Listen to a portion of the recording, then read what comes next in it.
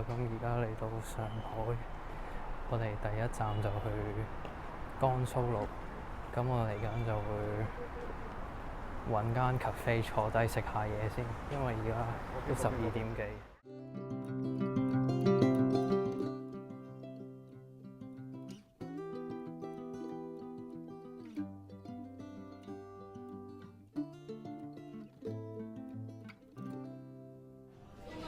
咁我哋行下就行到去呢間麵包咖啡好天氣，跟住叫咗啲嘢食，一個唔知乜鬼嘅意粉，同埋一個5成熟嘅唔知乜鬼嘅牛肉飯。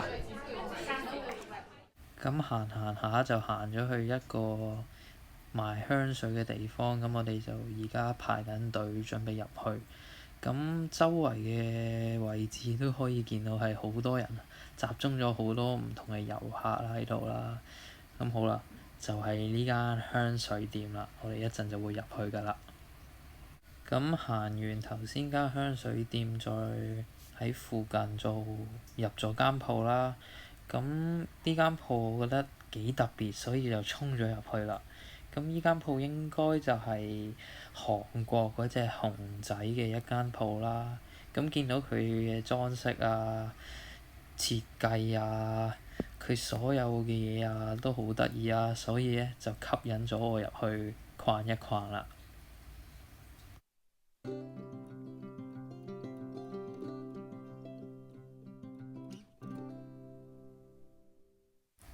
好啦，咁出返嚟啦，去返呢條街度啦，咁見兩邊都有好多商店啊，都係賣緊啲特色嘢啊，或者一啲 handmade 嘅嘢啊，咁其實都喺呢度可以花半日到嘅時間嚟呢度行下，咁行下就會見到一啲 cafe 啊，或者得意嘅商鋪啊，你哋都可以入去參觀啊，睇下佢哋啲特色嘅嘢咯。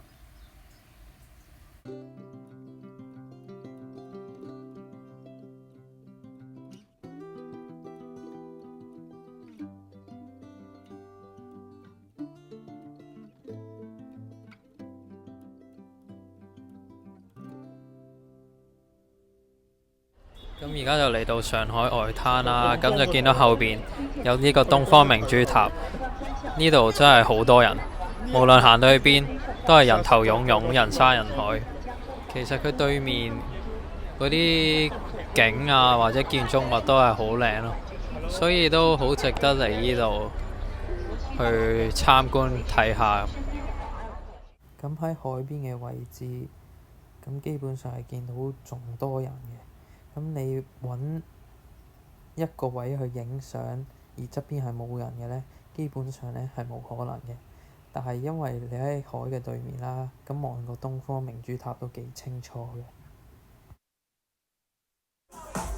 雖然而家呢度有啲黑啦，唔係好睇到，不過唔緊要，我都介紹一下。我嚟到 Ritz-Carlton 嘅頂樓啦，咁嚟係一間 cocktail bar 嚟。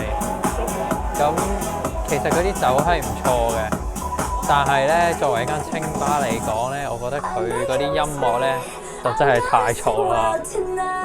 不過都幾值得嚟嘅，可以見到呢個東方明珠塔，但係最弊我哋嚟到佢就已經熄咗燈啦，好唔好彩？不過呢度喺個頂樓望落去一個上海，其實都好靚，所以都幾好值得嚟嘅。Cheers！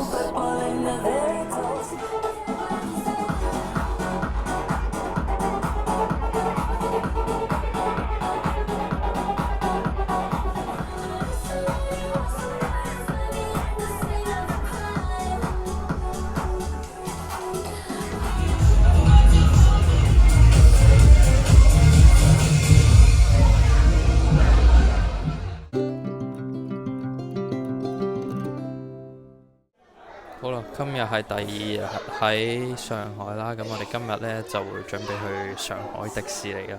咁而家我哋喺酒店就 call 咗車出發，咁一陣喺迪士尼再見啦。終於嚟到上海迪士尼啦，咁啱啱喺度停車嘅位都望到見到有好多人啦，咁希望入到去呢就冇咁多人啦，排隊亦都希望快啲啦。咁今日天氣都幾好嘅。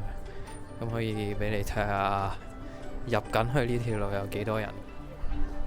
暫時呢條路入去就係咁多人。而家時間大約9點幾，係咯，啲人都而家先入去。好啦，而家其實入場到即係檢查到入場都好快咯，比我想象中快。咁睇下裏面啲遊樂設施多唔多人啊？而家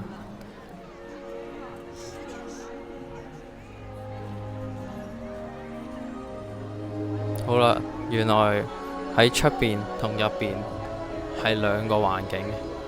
一入到嚟，全部都係人，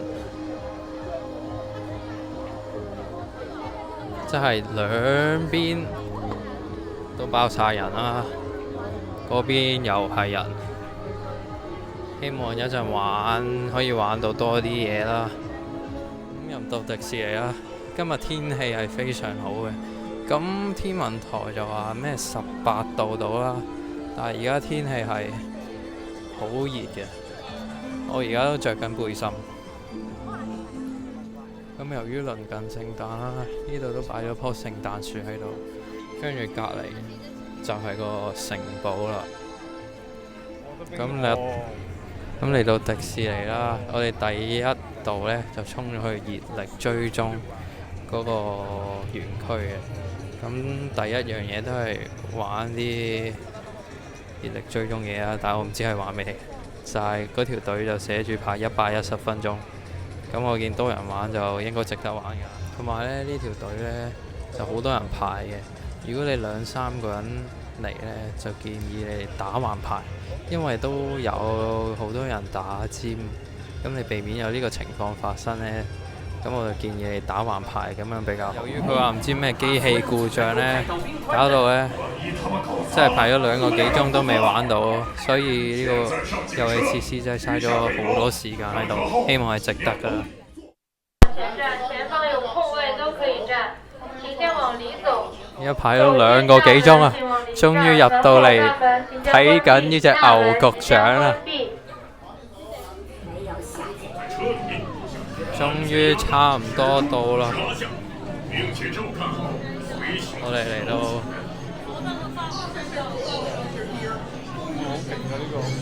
終於可以玩到了。好了，等我們信號，行動！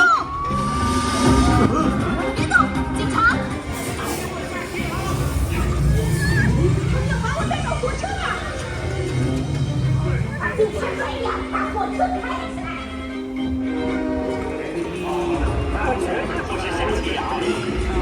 我們怎麼辦？先行，快走！擋住他！咁我其實覺得都幾好玩嘅，咁排咁耐隊都係值得嘅。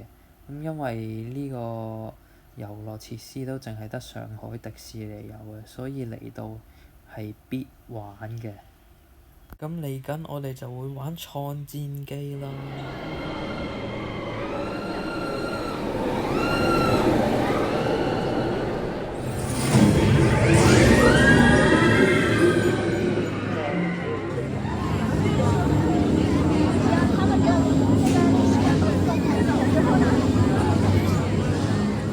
玩完呢個創戰記嘅過山車啦，咁我覺得係幾好玩嘅，因為我都未玩過，咁但係佢嘅速度其實唔算太快，但喺迪士尼嚟講算係一個幾好玩嘅一個設施啦。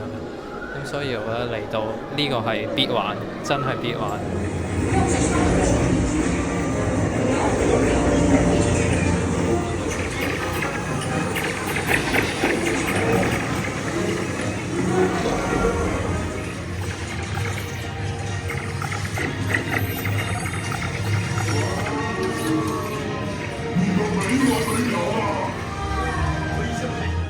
咁啱啱玩完呢個巴斯光年射槍嗰個啦，咁真係好懷念，因為之前香港都有得玩，竟然喺上海可以再玩。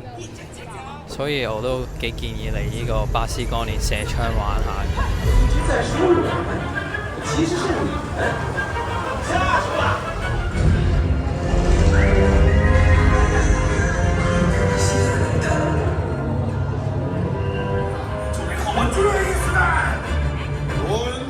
咁我覺得呢個加勒比海盜真係上海迪士尼嘅 MVP， 嚟到呢個你真係一定要去玩，因為佢嘅景啊係好誇張。呢條片就到呢度啦，就係2日1夜嘅上海片。咁我嚟緊希望再拍更多嘢俾大家睇啦，希望大家都鍾意睇我嘅片啦，拜拜。